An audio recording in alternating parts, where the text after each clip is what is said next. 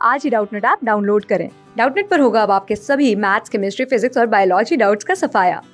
बस अपने क्वेश्चन की फोटो खींचो, उसे क्रॉप करो और तुरंत वीडियो सोल्यूशन पाओ। Download now. यहाँ पर क्वेश्चन में स्टेट किया हुआ है कि कौन का प्लांट है जिसमें हाइट की अगर हम बात करें तो टॉल यहाँ पर डोमिनेंट ट्रेट है, जबकि ड्वार्फ होना रिसेसिव ट्रेट है। जैसा कि हम पीज में देखते हैं, बिल्कुल वैसे यहाँ पे कंडीशन बता रहे हैं हाइट के लिए। लेकिन दूसरा कैरेक्टर हमको क्या दे रहे हैं, कर्नल्स का कलर दे रहे हैं, यानी सीड का कलर। तो इसमें कैपिटल सी जो है डोमिनेंट है, जिससे डार्क कलर होता है, और व्हाइट कलर के, लाइट कलर के जो कर्नल्स हैं, ये ट्रेट यहाँ पर रिसेसिव है, जिसको हम स्मॉल सी से डिनोट कर रहे हैं।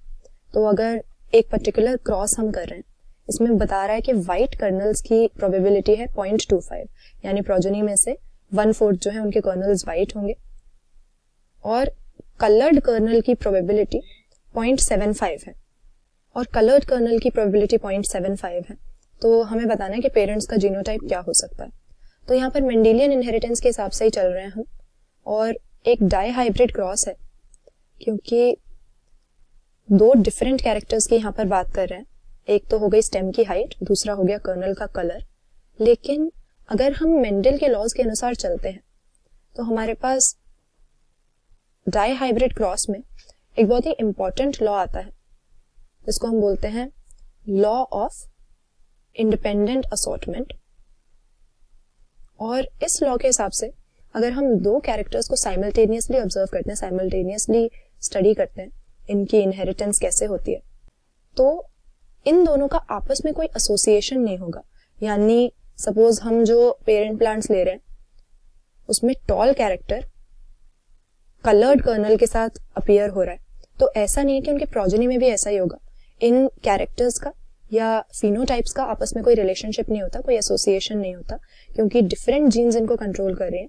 इसीलिए हम देखते हैं कि आने वाली जनरेशंस में अगर हम क्रॉस कैरी आउट करें तो हमें पेरेंट्स जैसे भी प्रोजेनी देखने को मिलेंगे, लेकिन ऐसे प्रोजेनी भी देखने को मिलेंगे जिस तरह का फिनोटाइप पेरेंट्स में अपीयर नहीं हो रहा था। तो रिकॉम्बिनेंस और पेरेंटल जीनोटाइप्स दोनों ही अपीयर होंगे।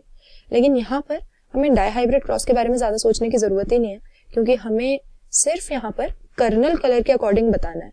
व्हाइट कर्नल्स की प्रोबेबिलिटी जो है वो 1/4 होनी चाहिए, और बाकी 3/4 जो बच गए 75% वो कलर्ड होने चाहिए, वो डार्क होने चाहिए। तो ऐसे में इंडिपेंडेंट असॉर्टमेंट का लॉ अगर हम मानते हैं तो हमें दूसरे कैरेक्टर तो कंसिडर करने की जरूरत ही नहीं है, क्योंकि दोनों इंडिपेंडेंटली एक दूसरे से हम कह सकते हैं बिल्कुल सेपरेट हैं, बिल्कुल सेग्रीगेटेड हैं।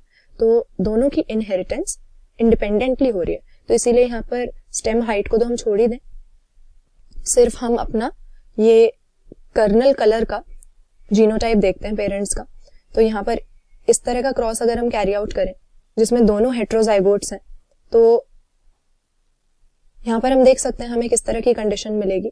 पेरेंट्स का ये हमारा दोनों का जीनोटाइप है, पहला हमारा कलर्ड हो जाएगा, इसके बाद दूसरा हमारा अगेन हेट्रोजाइगस कलर्ड, फिर दोबारा से वही कंडीशन, और 4 में से एक बार हमारा व्हाइट कर्नल्स आ रहे हैं।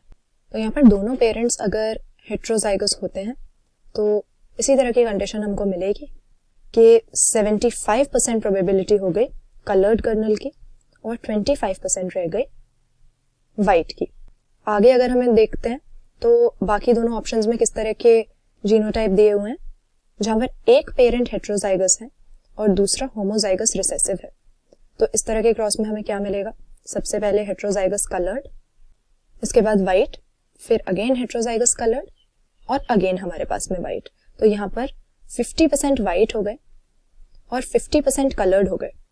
तो लास्ट के जो दो हमें दिए हैं ये तो सी जीन के जीनोटाइप के अनुसार हमारा आंसर हो ही नहीं सकते। पहले दो में इस तरह का जीनोटाइप पेरेंट्स का दिया हुआ है सी जीन के लिए, कि क्वेश्चन में जो कह रहे हैं बिल्कुल वैसी कंडीशन होगी, कलर्ड कर्नल का 0.75% और व्हाइट कर्नल की जो फ्रीक्वेंसी है ये प्रोजेनी में 0.25%।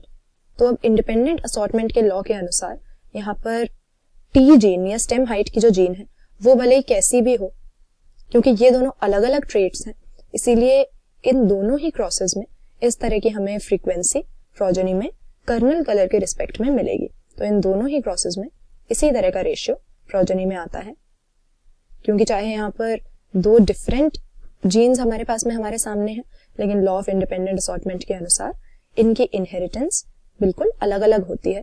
तो इसीलिए टी जीन के जीनोटाइप को ना देखते हुए सिर्फ सी जीन के अकॉर्डिंग हम कह सकते हैं कि ए और बी दोनों ही क्रॉसेस में इसी तरह का हमारा रेशियो रहेगा।